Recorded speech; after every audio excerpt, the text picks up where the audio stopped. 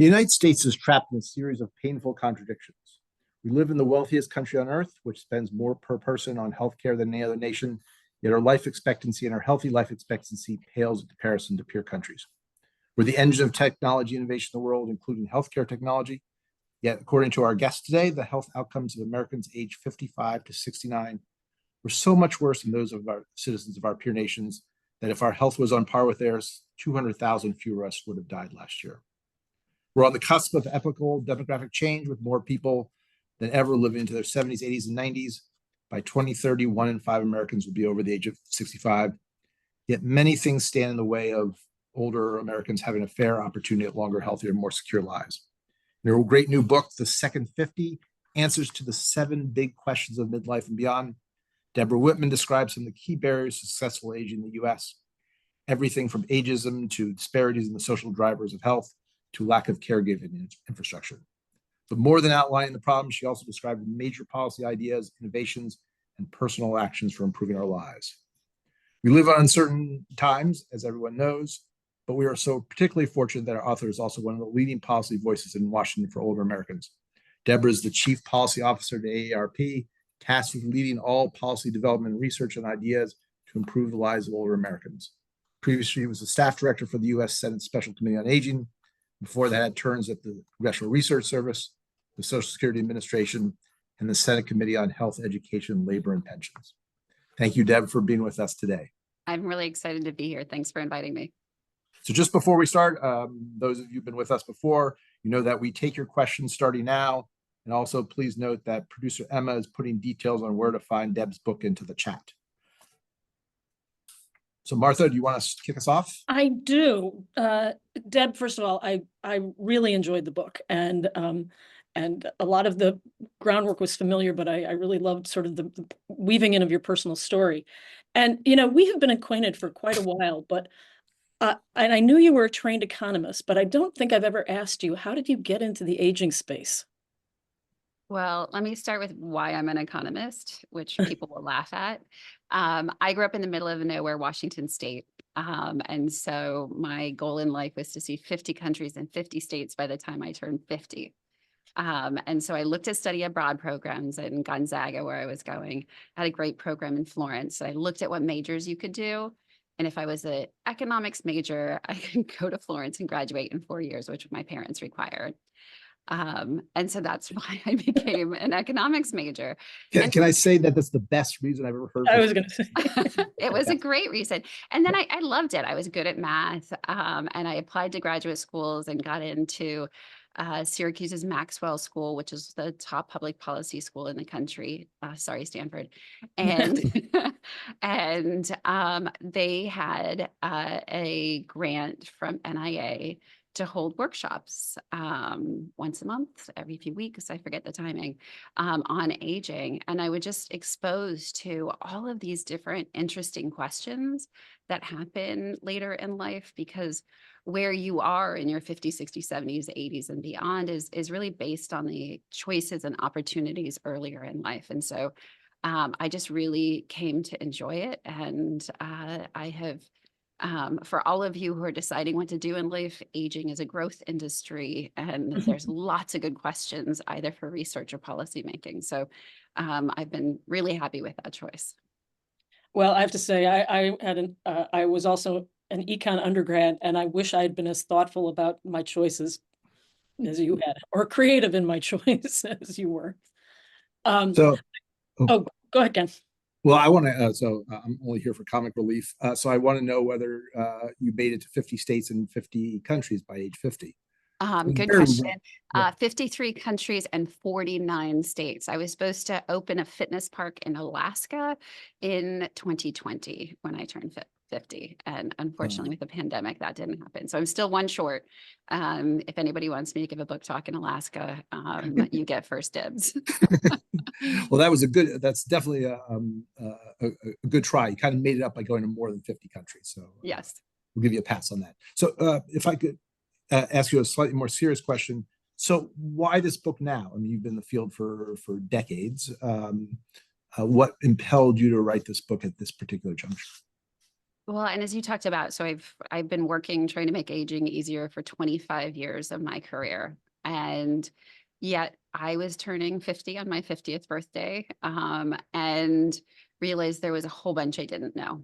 And more importantly, I felt like there wasn't good tools out there for people to understand what this period of life is. So I had What to Expect When You're Expecting on my bookshelf. My kids were going to college, so I had tons of books about that, but nothing really about this second half. And so I wrote down the questions I wanted to learn. And then dug into the research, talked to experts, got schooled by some of the experts, talked to people across the country, and did what good economists do. I did a survey too. So all of that was poured into the book. And it was a great learning experience. You know, when you work on something for a long period of time, figuring out what you don't know is kind of still fun. So I want to jump in here, and sort of first ask, what didn't you know? I mean, you've been in this space for so long. As you were doing your research, what was the thing that surprised you the most, or you didn't know about? There was a lot of whys. You know, why is this the way it is? So even, I knew women live longer than men, right? We've heard about that in demographics. It's true for most species, but why is it? And I went down, a several-week rabbit hole of, looking at biology studies and all kinds of things. And then finally found this great study of monks and nuns, nuns and monks, thank you, Right. in Bavaria, and where they were having the same diet, same sort of behaviors, and found there's 2 years life expectancy different in that population, which is probably biology. And then a lot of the differences, women live 6 years longer in the United States, sorry, Ken, many men don't go to doctors when they're sick. They're more likely to, be aggressive and get in fights and wars and all of those things. And so, part of it's biology and part of it's behavior. But that's the type of thing where, I knew something, but I didn't know why. And then there's some things I thought I knew that were just wrong when I talked to the experts. So that was also really, really interesting. Oh, what was wrong? So I thought everybody should have an advance directive, because that's what I'd been reading. And I talked to Diane Meyer, who's a palliative care genius. And she said, actually, we've done some research that shows they, A, don't really work because doctors don't follow them. And B, you might be checking boxes that you don't understand the implications of. So if you checked a box pre-pandemic that said, don't put me on a ventilator, and never considered COVID might put you on for a period of time to save your life, you might regret that check. And so, she alternatively said, to have somebody that can be there in the moment, and that you talk to and trust to help make decisions if you can't. So things like that, where, I thought I was going to give one piece of advice and I learned it wasn't a good piece of advice at all. So yeah, talking to people that knew more than I did was also really fun. I think that's wonderful. Ken and I have talked about the pain of writing a book. I have never written one, that you both have, but I guess that's one of the privileges you have when you're writing a book. You get to go ask permission to talk to all the experts. And people were lovely with their time. And I will say it was very painful writing, Ken. I don't know how people do a second one, because this one. I'm in the middle of my third. I'm regretting it deeply, even as we speak. One of the things, Deb, we've never met before, but I actually feel like I know you because you talked about your family and your parents and your in-laws. But you started the book off early on with a chapter called How Long Will I Live, with a little bit of a story that sort of framed for you in a little bit of a scary way, sort of the questions around longevity. I wonder if you might sort of share that story with us. Yeah, I'll be happy. And I get a little bit emotional when I do. The book chapters are a series of questions. And the first one, as you said, is how long will I live? And nobody knows how long they're going to live. And I am not a fortune teller. And I shared the story that my husband, who is a lifelong athlete and really fit, had been hiking in Colorado. and experienced chest pain. And unlike what we just said about men not seeing doctors, he asked for help because he's a teacher and always gets the CPR training every year and thought something is wrong. So they called 911.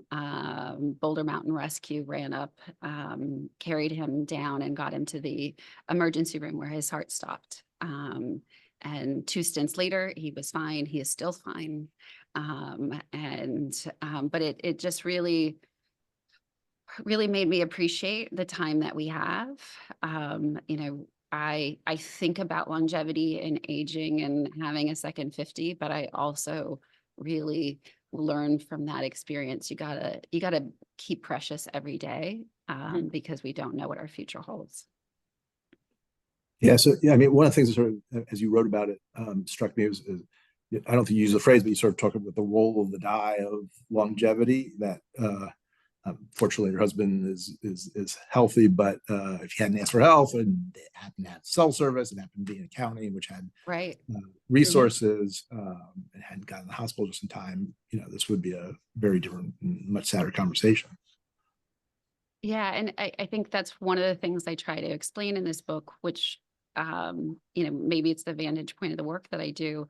There's a lot that we can do as individuals on making us healthy and live longer and have more money and all of those things. But the systems we live in really help shape our choices and sometimes limit our possibilities. And so, there's a whole last chapter, which I hope we'll get to, which is how do we make it easier to age in America? So you talk about the importance of your zip code, and at SCL we talk about the importance of zip code in childhood. So where you're born, Yeah, really is one of the biggest indicators of how long and how well you live. Can you talk about the importance of zip code? And I think I know where you're going to go, but the importance of zip code as you age. yeah. So as you know, there's a huge conversation around the social determinants of health. I call them the drivers because determinants sound like you can't do anything about it. But the things that affect our longevity is about 20% our genetics, about 20% healthcare, and about 60%. And again, these are abouts because it is not a perfect science. And just looking across the country, how huge the differences in life expectancy are. If you go to Summit County, Colorado, where's Breckenridge for you skiers out there, and then you compare people that live there to Ogallala County in South Dakota, people live 20 years longer. And it's not, again, because the biology of people in Breckenridge is so much superior, although I know that they're, mountain people who breathing less oxygen and getting lots of exercise. It's the issues that people are faced with, the access to healthcare. It's the toxicity of their environments. It's the differences in education and income and all of the other things that we know help differentiate how long we live. And I know there's a huge push to study blue zones and where the longest lived people are. Again, I don't think it's magic things in the air in these environments. They just have access to education and healthcare and housing and safety and all kinds of things that everybody should have access to. Yeah, I think that's an extraordinarily important point. And I just sort of underline the point between sort of counties of South Dakota and Colorado, even here in DC, in different neighborhoods, there's a 15-year difference between Georgetown and Anacostia. So it's really, that's not the weather. Yeah. I lose 6 years going from the suburbs downtown DC to work every day. Yeah, it's extraordinary and sort of a depressing fact of our lives at the moment. So you outlined just, and we will get to the sort of ways to make it better. I hope to spend a lot of time on it. But give us a little bit of structure of the book. You say 7 questions. So what are they, and how'd you boil the ocean to 7? Well, it's a great frame, by the way. Thank you. And part of it, I wanted to talk about a lot of different issues. And it's hard to find a through narrative from long-term care to housing and healthcare and Social Security. So the questions really helped me. The questions were really things I wanted to know, and then they also helped me organize the conversation around the issues that we face. So I started out with how long will I live? Because that's a pretty basic question. And as we talked about, I talked about the social determinants of health and learned how important our mindset is, as well as our zip code. I looked at will I be healthy? And how health spans are changing, and talked a little bit about geroscience and how that's pushing the field of aging. I looked at will I lose my memory, because that's the top concern that most people have about the second half of their life. I looked at some practical things like how long will I work and will I have enough money? And then looked at where will I live and how much care we'll need as we age, and then how will I die?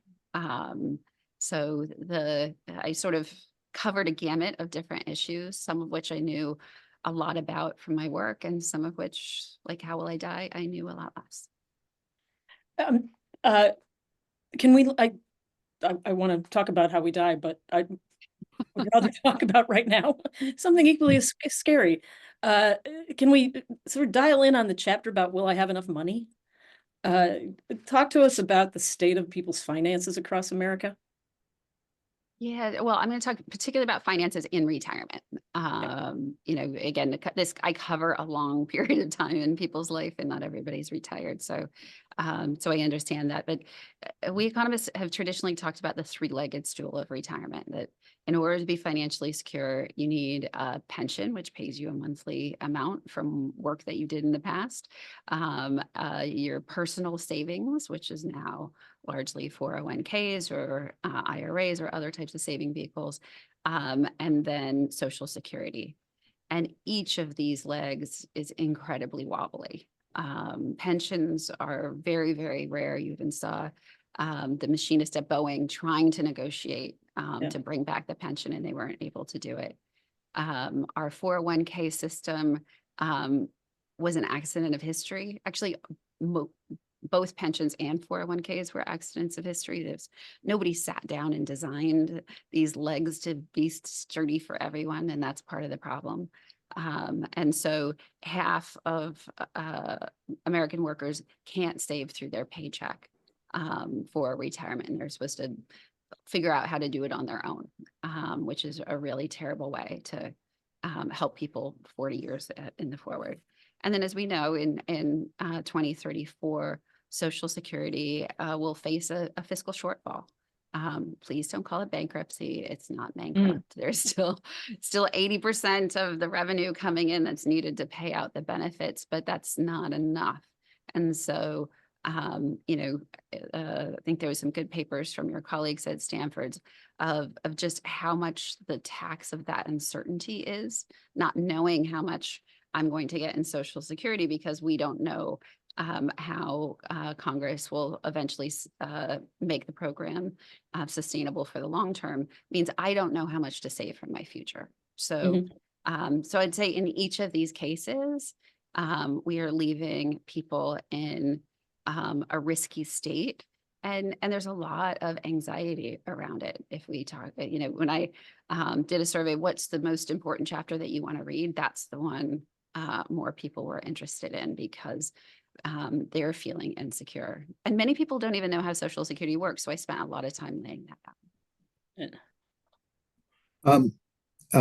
We just got our first question from the audience. I want to encourage other people to do it. And it's a good question we'll get to, but I just want to follow up with you, Deb, on something you just said, which is about Social Security. And one of the many interesting things about your book was your insights into how much we should depend on the future of the Social Security, correctly calling it not bankruptcy, but also noting that sort of based on your experiences, what you think will happen with Social Security as people make decisions about the future.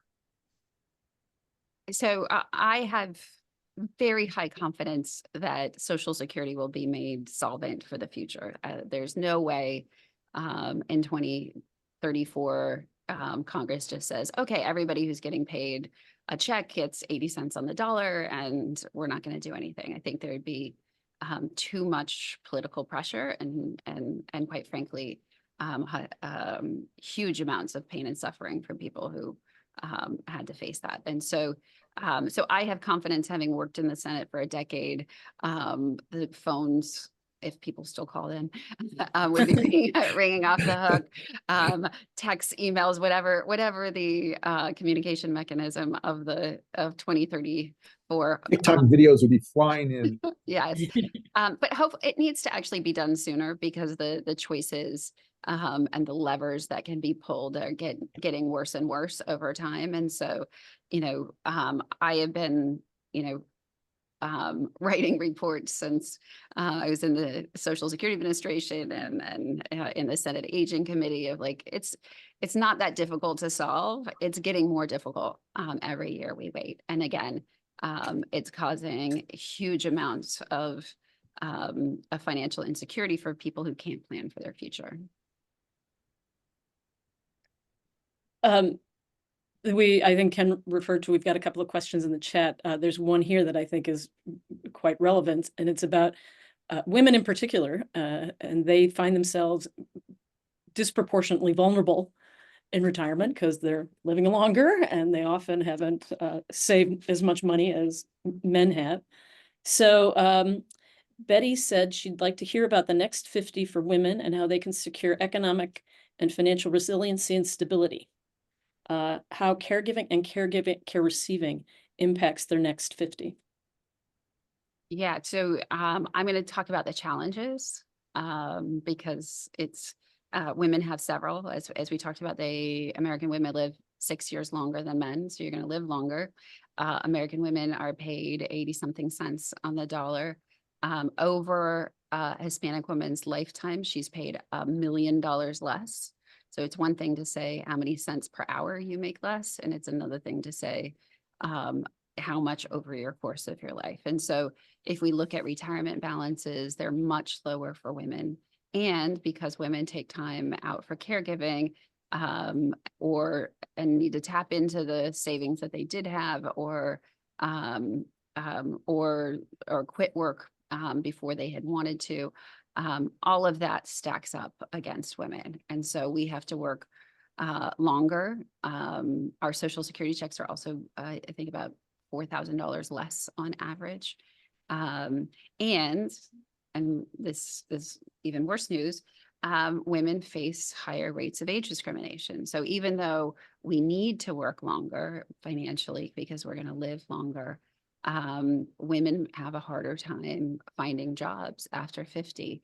And particularly if you look at women of color, the age discrimination times gender discrimination times racial discrimination all make that a challenge. And so, one of the things, and I think we'll talk about it in a little bit, is just making it easier for women to save for their future and put the money aside is a real crucial step. I think we should also pay them equally. I think if we had good systems of care, both for childcare and elder care, women could maybe stay in the workforce, which some of our estimates say if we supported people over age 50 who had to quit their job for caregiving, we could grow our GDP by over 5%. So all of these things, the deck is stacked against women, but so we need to restack it. So Martha, did you want to follow up on that? Well, I was going to say those all sound like incredibly big mountains to climb. So where do we begin? Yeah, I'm used to being a big mountain climber. Okay. That's part of my career is seeing, okay, where directionally do we need to go and what is the first step to get there, right? You don't climb a mountain by jumping to the top from the bottom. And so, how throughout my career, we try to put policies in place that move us a step forward, whether looking at holes in healthcare and adding a prescription drug benefit. I got to be in the Senate for that. Or, a few weeks ago or years ago, we were able to add negotiation for those drugs to save money, right? So Washington works in small steps. I am frustrated because we do need the big giant leaps. And there are sort of some moving parts in all of these that we continue to push forward. So I'm curious on that. So, I mean, you described a very big landscape with respect to women and disparities around women and their lives and health and financial situation. Are there any particular, in your book, you have lots of policy ideas and innovations. Are there any particular that relate to women that you think are compelling now and should be compelling for elected officials or for states and communities? I think policies around care are really, really important. So everything from states that are starting to have programs like Washington Cares, which provides $26,000 for a family member, or to hire somebody, or to pay for accommodations, a range of uses, which I think is interesting. The paid family leave bills in many places. We work with companies to add caregiving leave, for example, to a benefit system. So there's the things around care. It's not to say no men care for older people. My brother-in-law cared for his father for many years, but they particularly help women.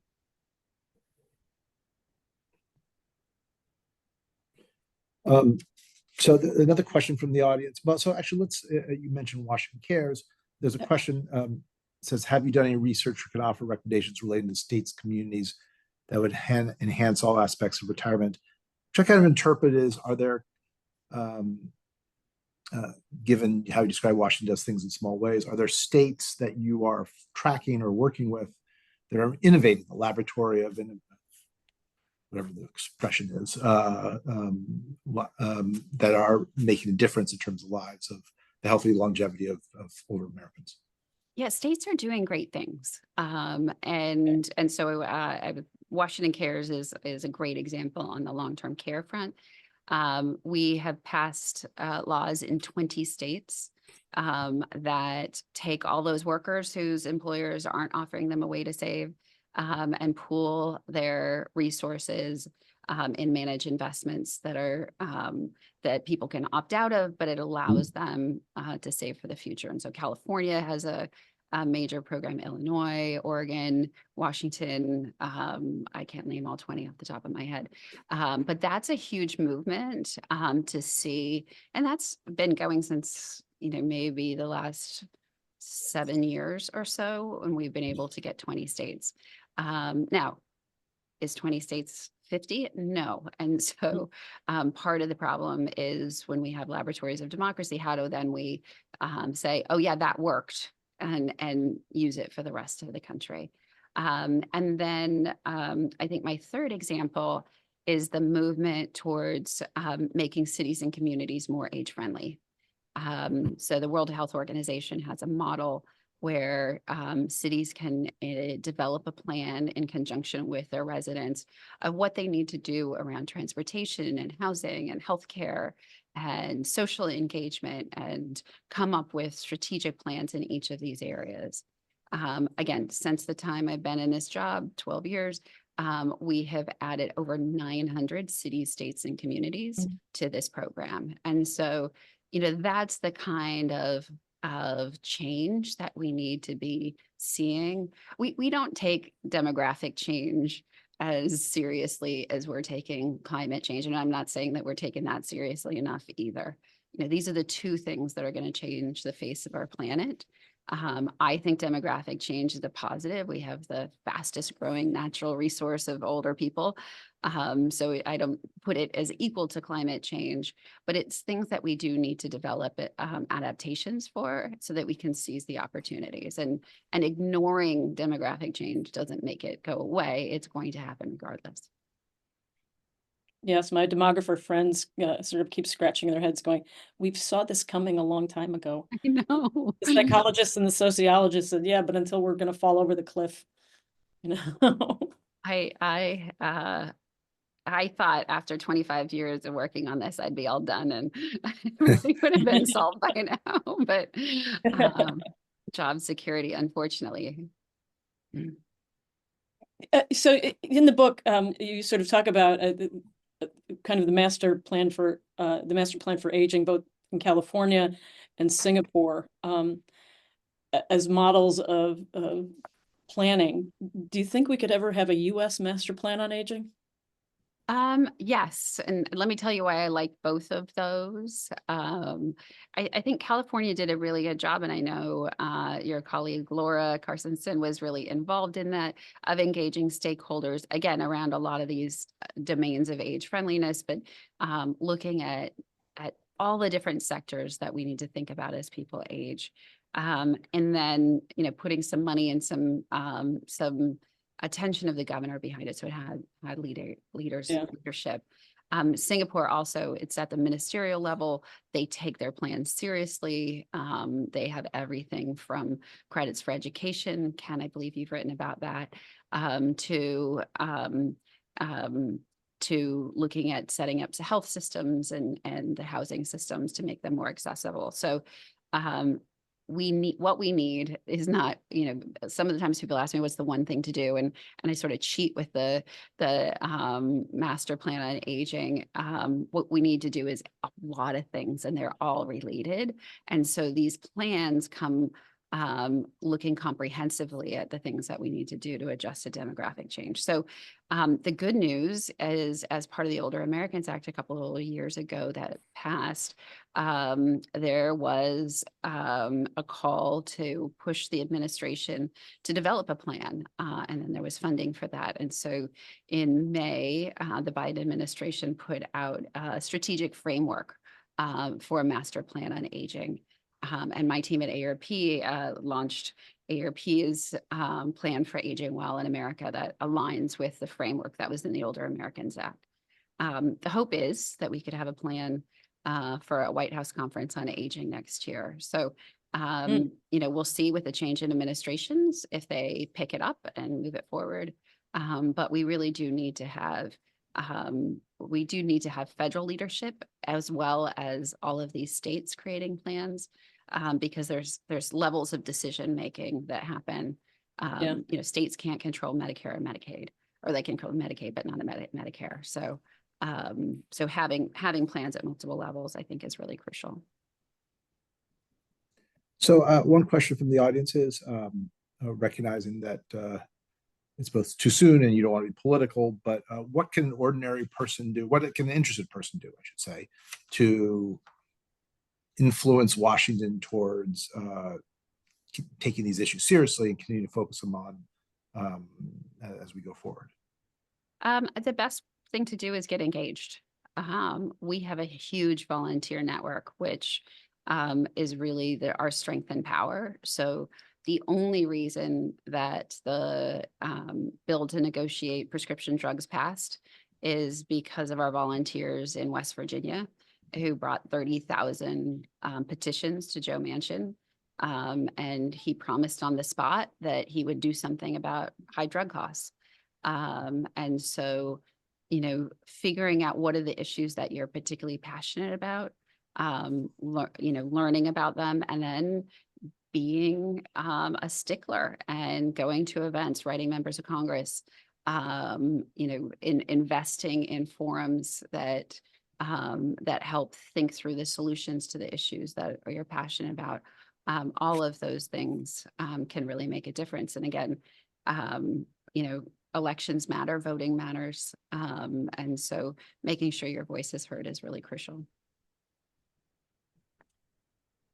You talk about sort of 3 guiding principles in sort of managing the second 50. And I'd love to have you touch on all of them, but I really would like to hear your comments on educational attainment and why that's so critical.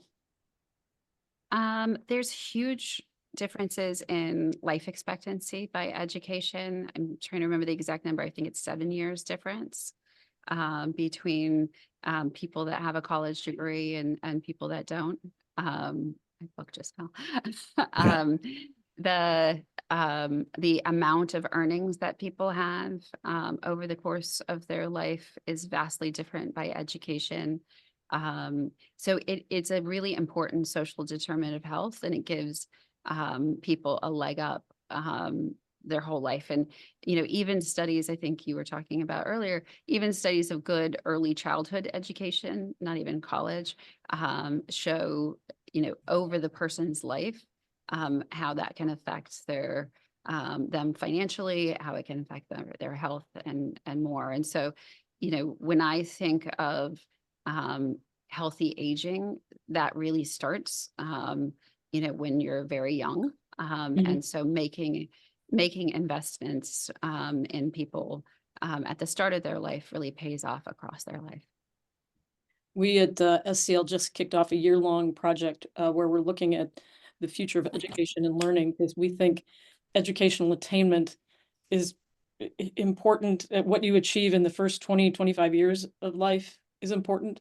But as we're living and working longer, continuing to reskill, recredential, and learn more is becoming increasingly important. And so we're looking at how do we enable that. Good. Yeah. And that's something that I talked about. Mark Friedman and I have a policy idea of allowing people to take up to 18 months of Social Security benefits to pay their bills while they go back to school, which would help increase productivity in the economy. And according to my friend who head of the actuary's office at Social Security, actually costs almost nothing because people pay more taxes as they earn more because they've been had more education. So again, we need to be creative. I'm not saying that's the only thing that we can do, but we do need to be creative to think about not just how we invest in early education, but education throughout the life course. Yeah. So there are a number of questions about working past 70 or working longer than people typically work. And I actually want to ask you more about sort of the policy end of that and maybe the practical end. What needs to change in order to let me actually reframe it. You talked about, especially for women, how difficult it is to get jobs or keep jobs or balance things. Are there policy opportunities or business practices that you're looking at that would help people who want to work or need to work longer? So there's not that many people that work after 70, but when I talked about the three-legged stool, I should have talked about the real other leg is now work. So many people financially are continuing to work to some degree, not just because they love their job, which a lot of people do, but also because they really need the resources. And I spoke to a woman, Kathy, who had retired from a job as a medical technician and sort of had a little bit of a nest egg until she had needed some serious dental work. And that ate up a whole bunch of her retirement savings. And then her car broke down and that ate up the rest of it. And so she was working as a greeter in a grocery store and standing for hours and hours a day, in her very late 60s. And so the reality is there will be many of us that work because we have to. And so a couple things to think about is, how can we make it easier to work longer for the people that need to? We talked to age discrimination a little bit, but half of people will lose their jobs in their 50s, half of us. And only 10% of the people that lose their jobs will ever make what they did in the past. And so there was a great book that came out with Beth Truesdale and forgetting her name, that talked about the issue of how hard it is to work longer for many people. And so it's called Overtime, if people want to look it up. And I also have the name of the other person on the tip of my tongue, but I can't pull it either. and she's so sweet, and I feel That's so the bad. cognitive issues. It is. Well, no, I've been bad with names. I've been bad with names since my 20s, but That's um, fine. and- I'm looking this up, so because okay, thank you. drive me crazy. I will feel better. Lisa Berkman. Lisa, right. Nice call. Thank you. You know what? I should have just looked on the shelf. Yeah. So Ken, let me get back to where I was trying to say. Yeah. So working longer has lots of barriers. Age discrimination, caregiving that we talked about. People have poor health as they age and get more health conditions, so physically have a harder time. And many of us work still in physically demanding jobs, which are hard to do in your late 60s and 70s. So what can we do? One, we need to create more demand for older workers. Martha, I learned a lot from some work that you guys did at Stanford Longevity when you tried to convince companies to have older workers, and I'll let you share that story. But we've tried to approach and are working with more than 100 companies on the multi-generational workforce and understanding the value of having teams of different generations work together. We had a study with the OECD that shows that mixed age teams are actually more productive than teams that don't have a mix of ages, and they need to be thinking differently about job training for their older workers, making sure that they have access to increasing their skills over time, and a whole set of policies like caregiving leave, making sure there's like even ERGs, employee resource groups that help make people feel welcome, so that they don't leave the company because they don't feel welcome. So working on the demand side, we need to pass laws to increase the standards so that people can prove that they were fired because of age discrimination, because that standard was lowered by the Supreme Court case. So there's a variety of things that we need to do, and workers need to keep their skills up.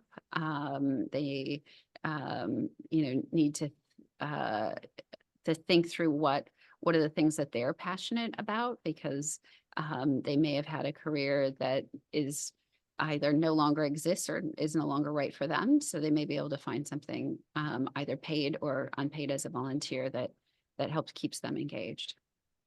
There were a couple of really interesting comments in the chat about acknowledging that people may also want to work longer because of the social connection and the sense of purpose. And, we often speak of meaning and purpose growing more important as we get older. But I appreciate the fact that the point you made that working longer needs to be kind of a nuanced conversation, because there are people who physically can't keep working longer. But I also think it opens up a conversation of, what is the role of the employer? What is the role of government? And what's the role and responsibility of the individual to sort of stay current and engaged and being, and able to work longer if that's what they want to, and that's what they need to do. Well, and as an economy, we need to keep older workers engaged. It's actually good for our economy to have a workforce that continues to grow and not shrink. So, many people think that there'll be more jobs if people retire, but actually the truth is the more workers we have, the more jobs we have. In the same, when women came into the labor force, they didn't displace men, they created lots of new jobs. Mm-hmm. I mean, on the sort of older stay on the older worker theme for a moment. And one thing I've observed in other countries like Japan, which has a much greater labor crunch and older worker need than we do, they've supported it. Companies support it by creating a lot of part-time jobs, more flexible jobs. They have greater incentive than American companies because they have much less sort of labor challenges. But do you see that happening? Do you see any movement to that happening that here to support older workers, or are there things that government can do to encourage that among American companies? So we have seen that the workplace flexibility policies since the pandemic really have been a boon for people with disabilities and older workers. who, either has caregiving leaves or mobility issues or other reasons where that bit of flexibility helps them to stay in the workforce. So, again, that was kind of a natural experiment. It wasn't that every company in the world decided we're going to be more flexible, but many of them have retained those policies, and I think for the better of their workers, and it's great for moms with little kids too. I do think the other issue is rising requests for flexibility, which again comes across the age groups, depending especially on caregiving needs. And so I can see a world where the 40-hour work week isn't as much the same for every single person. But I haven't seen the data enough on that one. It's more, I've seen more flexibility on place growing of late. And that said, people are working longer. We have twice as many people who are either looking for work or working after age 55, I think, than we did in the 1990s. And so working ages that people are continuing to work longer overall. And I think my push is just, let's recognize the reasons people can't work, and then how can we attack those barriers so that people who want to work can still do so. I think what's also pretty stunning are these are self-reported numbers, but the number of people who say they are physically capable of working well into their 80s is over 60%. Yeah. And a lot of people do want to. And so that's where, how do we give them meaning and purpose and responsibilities that can help in a way that they want to help, and hopefully also provide them a source of income. Martha, I think I've seen the numbers that half of all Lyft and Uber drivers are over age 60. So, that's a place where all the flexibility in the world, you drive when you want to drive in the comfort of your car, allows people to, either stay engaged and talk to the people that they're driving, or to earn a little extra in their pocket every month. My last Uber driver to SFO was a emeriti professor from Santa Clara University, who he said, I'm bored. He goes, okay. And Ken, how many of your taxi drivers in Tokyo are over age 50? All of them. All of them, right? Yeah. So, I mean, if you go to Japan, Korea, they're all in their 70s, 80s. Every last one of them. It's actually really astonishing to see. There's actually there's a flood of comments really about this. So I think you sort of get that the people tuning into this webinar are focused on the issue of working longer and the challenges to doing that. There's actually a question about deferring, and maybe you could talk a little bit about the structure of Social Security in what Congress might do to to strengthen it. So someone's asking, can you would it ever be possible to defer taking Social Security to 80 or older? That would help me shift my mindset to be more purposeful and be healthy, and possibly reduce the strain on this financial system. So you can defer to 70 now, right? I think. Yes. Well, you can. I think you can defer. Like, nobody has to claim a benefit, but you don't get a delayed retirement credit after age 70. So every year you delay up until 70, you get another 8%, and then after 70, you don't get more. So, so there isn't incentives to delay till 80. Yeah. Does that actually incentive work for Social Security? The delay incentive? So it works for people because if you take early benefit at age 62, the amount you receive is so much less that it's very hard to live on. So so the delaying is to try and incentivize people and to give a return for them giving up a year of income. So it sort of serves those two purposes. There's a comment here. I've read data that suggests people retire sooner than they expect, and I think that's true. I think I get laid off, forced out, health, or they go back into the marketplace, and when they can't get reemployed, they say, okay, I retired. Yeah, all of our data and other research studies, when you ask people when they want to retire and then when they actually retire, usually they actually is a year or two sooner than they actually wanted, and for the reasons that that Steve suggested, either they're pushed out, they physically can't, or they have to caregive for somebody. Mhm. Yeah. And people are now giving advice to each other. That's great. So can I go back to caregiving, which you sort of, Steve knows what he's talking about, so. Yeah. yes, he does. Can we go back to caregiving for a moment and just talk about some of you talked a little bit about volunteer caregivers, but there's also a big challenge around paid caregivers, lack of adequate compensation for them, lack of supply of them, lack of training, perhaps. Can you talk about, that was a big theme in your book, some of the challenges you observed and perhaps some of the solutions there on the paid caregiver side as well? Yeah, so I interviewed Ai-jen Poo, who is head of Caring Across Generations in the Domestic Workers Alliance. I love her term about the care force. And that includes family caregivers. It includes the paid caregivers, because many times family caregivers couldn't need the paid caregivers in order to do the things that they need to do. So, but our paid caregiving workforce specifically, like, again, we don't do enough to support family caregivers. I have many friends whose mom fell and broke a hip, and then suddenly are like, oh, what do I do now?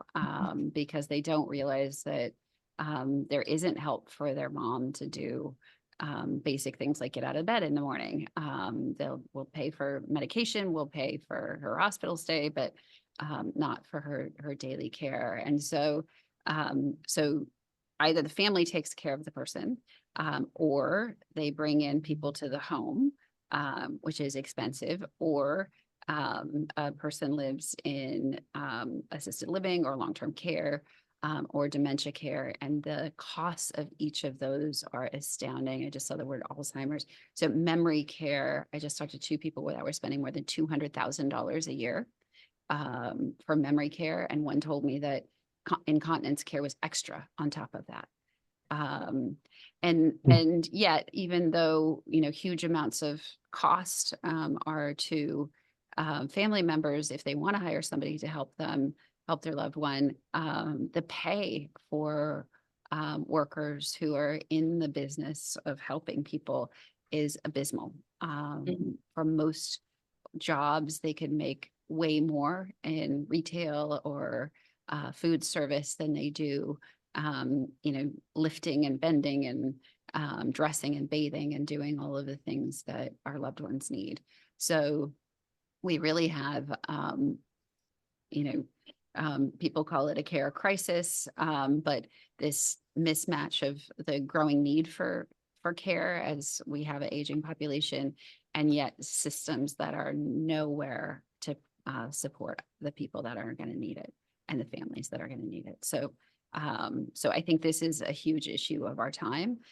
It got discussed a little bit by the candidates, including the idea of having a benefit in Medicare to provide care, or tax credits for caregivers from either candidate. So we hear very loudly from the caregivers how important this issue is. And if there's one issue that is nonpartisan, it is caregiving, because almost every member of Congress has also faced this in their own lives.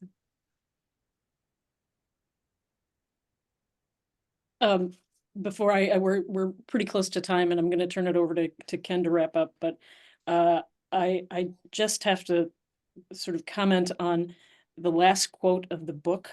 You say political activism is, or this, you're quoting Brian Smedley from Urban. Yeah.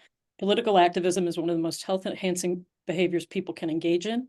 Not only are you creating political will for the changes you need, but you're also building social solidarity and social cohesion, which are critically important for health.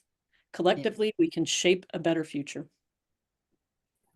I just thought that is my life's work right there. You know, there's a lot of work that needs to be done, and we need people engaged in understanding what the problems are, how they can help their own lives, but also how we can move these ideas forward. There actually are organizations that are specifically being created to help older people engage in political activism. I think of like Third Act. I think that's the name.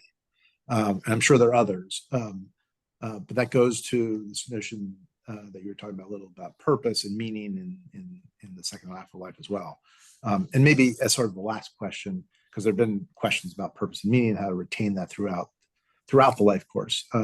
Your thoughts on that? The one thing you haven't asked me that everybody likes to hear, what are the things I can do to live longer and healthier? I apologize for missing the. So no. So I'm going to work purpose into there, and I'm going to. All right. I'm going to broaden it. Great of you to bring it all the threads together. I'm going to bring it all together because this is people's favorite part. We know about healthy habits, eating right, exercise, not drinking, not smoking, maintaining a healthy body weight. That can give you about a decade of life. But the things that I found were really interesting were how important purpose and meaning are to increasing both our lifespan and our health span. I interviewed Bob Waldinger, who wrote The Good Life, who did a longitudinal study and looked at people who were healthy in their 80s and said, what's different about them? And it was their relationships in their 50s. So relationships to me are a huge part of living a good life. And I think that also brings meaning and purpose. And then the last thing, this research I knew about, but I didn't know how powerful it was Becca Levy's work on your mindset, and how important your views on whether aging is going to be a positive time or a negative time. If it's positive, adds 7.5 years of your life. And so I think all of those things are related, because if you have a positive view, you're going to do things that are healthier, and you also may have a reason that you're looking forward to aging, grandkids or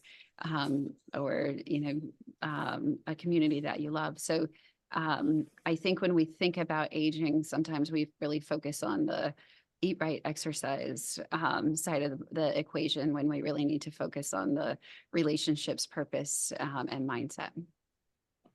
So someone just posted positivity rules. So that sounds good. Good summary. Thanks, Renee.